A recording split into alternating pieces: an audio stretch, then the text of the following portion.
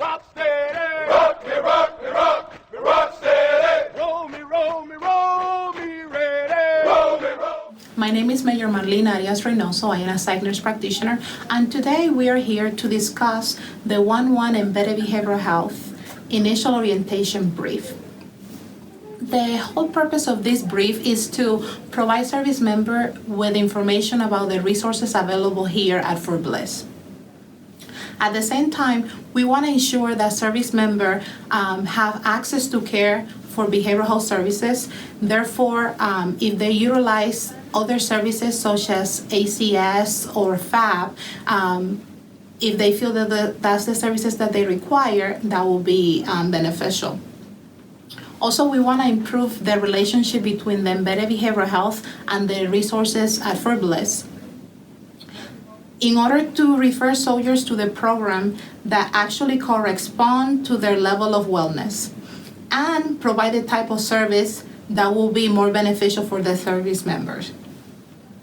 So one of the questions that often we service members have before they come here to behavioral health is, what do soldiers seek? What is it that they need when they come here to behavioral health? And one of the reasons why service members come to us is because they're struggling with different kind of stressors.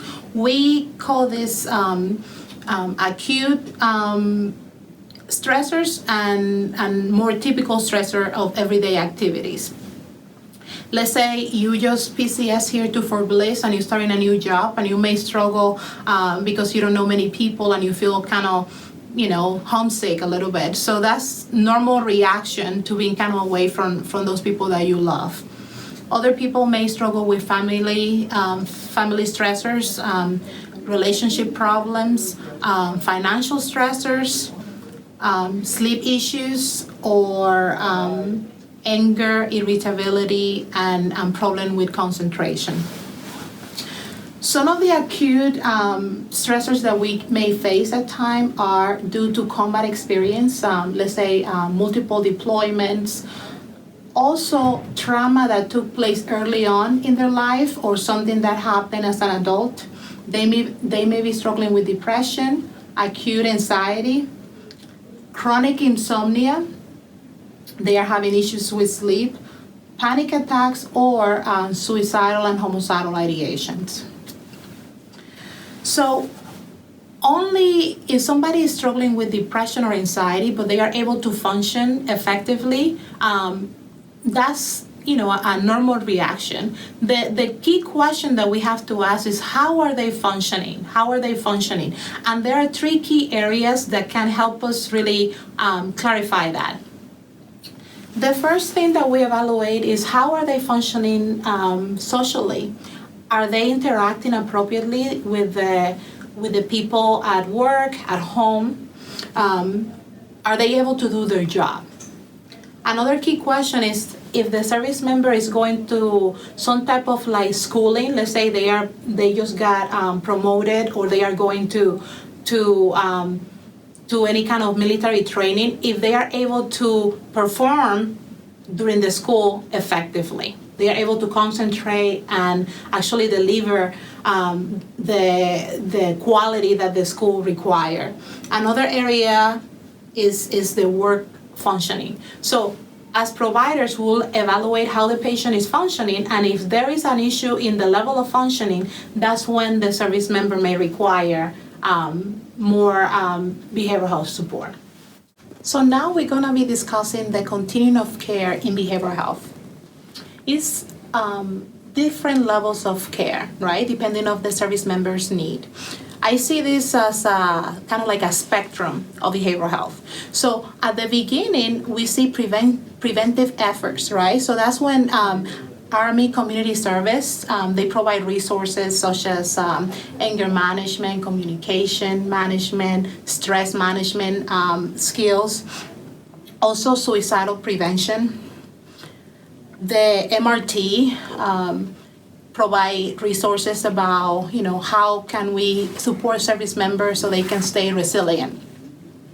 Also, the Family Advocacy Program, they provide information and resources about how to keep your family engaged, what resources they have in the community for your family. They also give information. Let's say if you are a new parent, if you just have a new baby and you are not quite ready, or you don't know how you can be more supportive at home with your spouse or with the baby, they give you resources on that.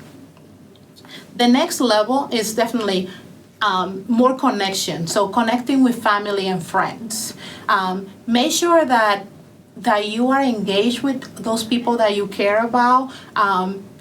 Right now, online, via Facebook, FaceTime, or just with a simple phone call or email. Also here at Fort Bliss, we have the BOSS, the Better Opportunity for Single Soldiers, that also can provide you resources and activities that you actually can do with other service members. They also do a lot of volunteering activities that you don't feel that you are alone, especially if you just PCS here and you don't know anybody. You can really get engaged with the community and with other service members through that. Then we have the unit leadership. So hopefully the chain of command can provide you resources about how they can support you. They are checking on you and you feel that they care about you. Also here at Fort Bliss, we have the Fort Bliss Wellness Center, and they can help individuals, let's say if they are having issues passing their fitness, they have an issue with fitness and running or overweight, they can give you resources on that. We also have the Military Family Life Consultant. That's a great resource that we have available, and actually for 1st Brigade, we actually have 2 MFLAG providers, and these are licensed professionals, so they can actually support the service member in addition to their family members, so they can actually see their wife or children. These appointments, they are not really documented, so there is not any documentation associated with this, but you can actually call them and get the help that you need a lot quicker that if you're required to come here to the clinic. Another very important component of this continuum of care is definitely the chaplain, the military ministry teams. Every unit have a chaplain, and they actually can provide you information about stress. Let's say if you are redeploying, kind of re-engaging with your family, they can help you with that. If you are going through a loss, they can give you grief counseling, stress management, and they can be that supportive resource, that supportive person to help you in time of need. Also, we have the Military One Source. This is you can call this resource at any time, and they can help you to have up to 12 sections of posts with a provider. Most of the time it's mainly for therapy, not so much for medication management, but the Military One Source also can support your family. So if you need assistance, if you have a child that has some issues or your spouse is having some struggles, Military One Source is a great resource. Then we have the primary care clinics, where we have the behavioral health consultants. So here for 1-1, the behavioral health consultant is located at the East Bliss Clinic, and they can see you for approximately 6 to 8 sections. If you have any issues at work or communication issues or anger management problems or sleep problems, they can definitely talk to you and help you through that.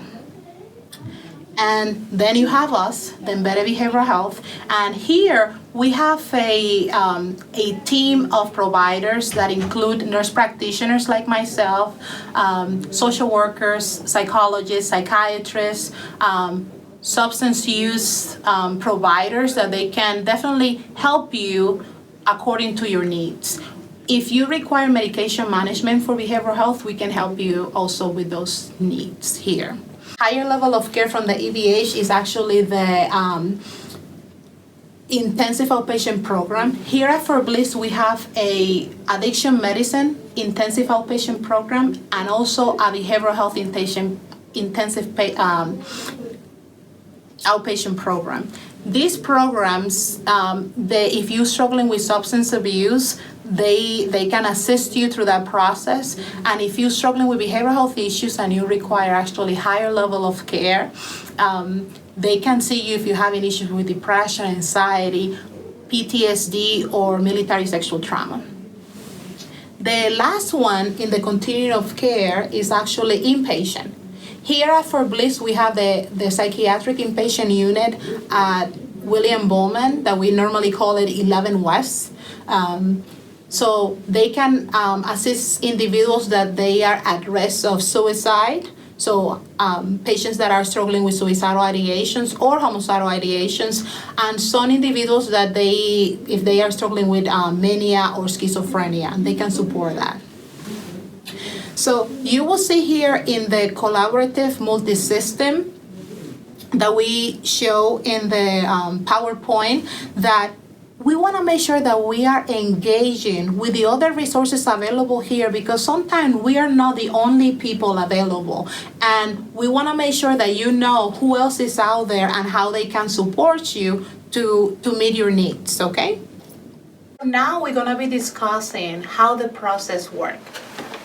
So if you're watching this video, you already have completed the initial orientation, okay?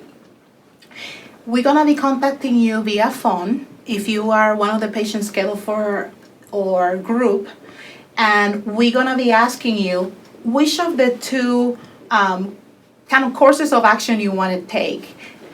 Course of action A will be you actually want services with us, with Behavioral Health Clinic. So we will be contacting you by phone. We're gonna be helping you schedule an appointment. Most likely that appointment will be done telephonically. So we will do the initial intake telephonically. And then we're gonna help you with individual therapy or medication management as needed, okay? If you take the course of action of resiliency-based care options, that means other services that is not embedded behavioral health, we will be contacting you also, and you will let us know, you know what, I want services with a Military One Source, or I want services with the NFLAG, or the behavioral health consultant. So we're definitely gonna get you connected with those resources. We're gonna give you the number. If you look at our page, you can see those pictures that have all of these resources available and their contact information, okay? So now I'm gonna be discussing what to expect. So once you are with us here in Behavioral Health Clinic, what can you expect from us? And what we are expecting from you. So first, all of the providers here are licensed professional. So you have nurse practitioners, social workers, psychologists, or psychiatrists that will be helping you with your needs, right? We're gonna be teaming up, partnering with you to develop a plan of care that work for you. Definitely, we're gonna be providing recommendation for your chain of command. Some of those recommendations can be for some service member, they are not really adapting to the military life. So it may be administrative separation. We call that a Chapter 517. Or in other occasions, if the service member have is not doing well and the condition is not improving, we may make recommendation for a medical evaluation board. We know them as MEB. So what we expect from you. So right now we're conducting most of our appointment telephonically, right? So hopefully we will find you. We will find you telephonically. But once we go back to business as usual, we expect you to come to your appointment on time. If for whatever reason you cannot make your appointment, we want you to call us in advance so we can cancel that appointment so you don't get a no-show. Also, it's important for you to cancel those appointments so we can actually schedule somebody else during that time. And we actually expect you to take an active role in your recovery, okay? Unfortunately, we don't have the answers to, to all of your problems, but we can help you navigate that, and we can help you with coping skills and different techniques so you actually can cope and overcome whatever situation you're currently struggling with, okay? So what we cannot do, let's say we cannot change your MOS. Let's say you are unhappy with the MOS that you have. I definitely encourage you to contact your retention NCO so they can help you changing your MOS. Is that's kind of the main issue there. Let's say if you have to go to PT, if you have to go to any kind of like training like NTC, we cannot tell your chain of command that you are not going. We expect you to go. We're gonna give you skills and resources to help you cope with that, but we cannot relieve you from some type of job that you have. Another thing, we cannot remove negative consequence for your action. So let's say if you are having some issues because you have an alcohol-related incident, or you pending some type of UCMJ, we cannot say, you know what, he did that or she did that because they have a mental health condition. You are responsible for your actions. So we cannot remove that. Another thing, we cannot, like I mentioned before, we cannot help you to avoid going to a field exercise. Most of the time, even if you are in a behavioral health profile, normally the profile will state the service member cannot have a weapon, and they cannot deploy. But if you go into NTC or any kind of field exercise, the unit actually, they can have you in those settings and place you in the white cell in a safe area, and you can support them in other ways. Let's say we are giving you some medications to help you with sleep. I prescribe a medication for you for sleep, and normally when we do that, we tell the service member, and make sure that you take this medication when you have at least 8 hours available to sleep. So if you don't have that time available because you went to bed late, we don't encourage you to take the medication, because most likely you can oversleep and then you can get in trouble for that. So I'm gonna give you an example. If I am giving you a medication for sleep, the expectation is that you're gonna take that medication around 8 o'clock, 9 o'clock, if you need to be up by 6 in the morning. So normally I tell my patient, look at the time that you need to be up for PT and count back at least 8 or 9 hours, and that's when you should be taking the medication. And another thing that we cannot do, recently we've been having an increased number of soldiers that they come here and they tell me, can you prescribe a therapeutic or support animal? We cannot really do that. If you actually require a support animal, the embedded behavioral health is not the place to actually acquire that. So it's not that we don't want to help you. We just it's something that we don't provide here. Okay. So let us know if you have any questions or concerns. Leave your comments in the bottom, and we are excited to provide this resource for you guys, especially now in the current situations that we have with COVID-19. And stay safe, keep a safe distance, and keep engaged, socially, via, online, or via phone with those people that you care, okay? Take care. Bye-bye.